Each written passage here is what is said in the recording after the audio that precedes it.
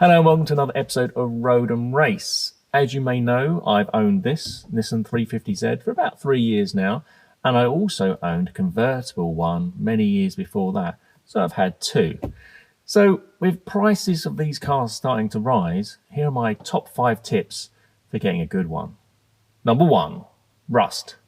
This car isn't the best rust-proof car. It does have a simple kind of undercoating on the underside of the chassis, but that tends to wear off over time. So there's 4 places you need to check for corrosion on this car. So the first place and the hardest to check is underneath the side skirt. I'll put a picture up now of what it looks like. Basically, dirt and water gets trapped behind the side skirt and it just eats away from inside. So if you can get the plastic side skirt off, which isn't too difficult, it's only a few bolts and clips, have a good look at that. I think it's a common fault in a lot of cars. Not too hard to fix. If you get there early, you can treat it. I've done that. I've done a video on how I fix mine. But if it gets too bad, then obviously you need a new panel welded in. On the underside of the chassis, as I mentioned before, the coating does start to wear off, especially towards the edges, towards the sills. So, again, I recoated mine, and there's a video on how you do that. But have a look under the car, see how the coating's faring up. Mine wasn't too bad. And this is a 2004 car. Underneath the rear wheel arches, now these aren't very well protected at all, and it's 2 pieces of metal that are kind of pressed together, and dirt gets inside it. Again, I'll put a picture up. Unless you really know to clean that out, it's going to rust, and you'll see the paintwork on the outside bubbling up, and that'll need sorting out as well.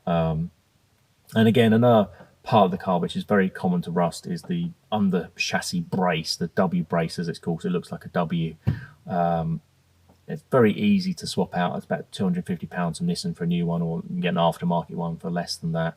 And the little kidney brackets which it attaches to, they're not very well rust protected from the factory from Nissan, and they corrode quite badly as well.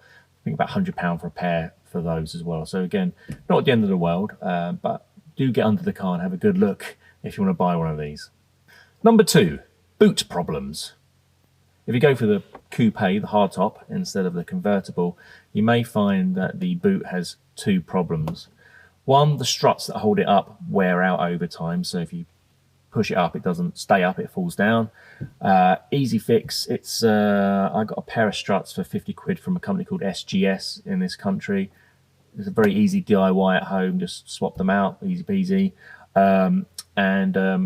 If you then the other problem is with the poppers. So once you've closed the boot, if you push the button to open it, it should pop up and you should be able to lift it open. But the little springs that assist popping the boot up wear out over time, and so you have to, press the button, hold the boot, lift it up. It comes in a real faff. You need 2 hands to open the boot. So you can replace these poppers. Nissan want over £100 for a pair. I got mine from a company called Open Top for 45 quid. And again, I've got a whole video on this. They just twist in really quick, simple little fix. Number 3, the clutch slave cylinder. This actually happened to me on my first car, the convertible. I was driving along in London, put my foot to the floor on the clutch, and it just went all the way to the floor, and then I was stuck. And what happens is that the clutch slave cylinder, which is just near the front passenger wheel, just fails on these cars. It's quite a common fault, and then all your clutch fluid just drains out, and that's why the pedal goes to the floor, and that's why you're stuck. It's not expensive to replace. I bought a braided hose, like a stainless steel braided hose, and the actual slave cylinder for 60 quid.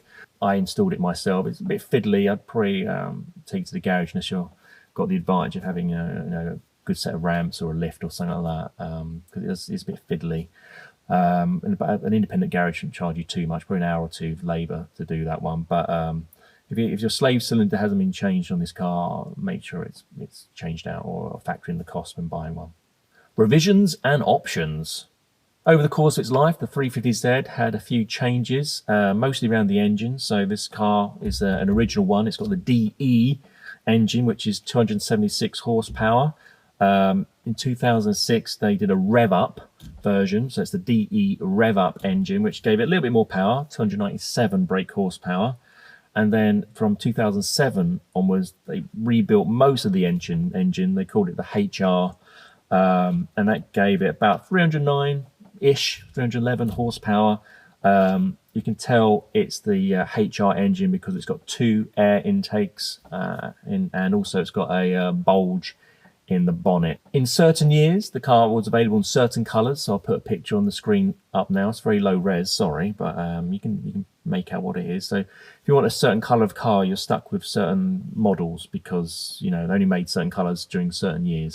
An option for this car when you're buying it was the GT pack, which added cruise control, leather seats, heated seats, and they're partially electrically movable. The upgraded Bose stereo with subwoofer, which is really good. You also got the Rays forged alloys. Things like the sat-nav, the orange interior were all optional extras as well. Servicing and maintenance.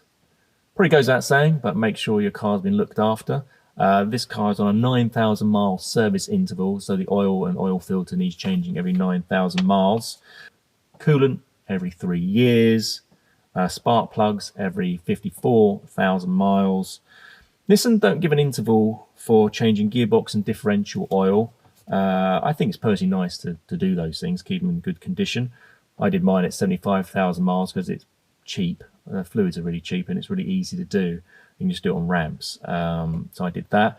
Personally, I think if the car's done over 100,000 miles, probably nice to make sure those things have been done. There you go. And just my final piece of advice, if you want to buy one of these cars, go to your internet and look at the forums. You know, in the UK, there's a very good Nissan 350Z forum. And, you know, there's usually cars to sell there, and you know they've been looked after by these guys. And generally, people post about their car on the forum as well, so you can read through and see what they've done to the car and how they've looked after it. So that's it. Obviously, loads of things I could talk about this car. I won't waffle on forever. I'm just trying to keep it to 5 main points. Don't bombard you with kind of information. If you have any questions about buying a 350Z, put it in the comments, and I'll try my best to answer it.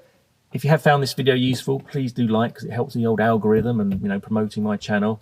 If you're not subscribed already, please do. And as always, thanks for watching.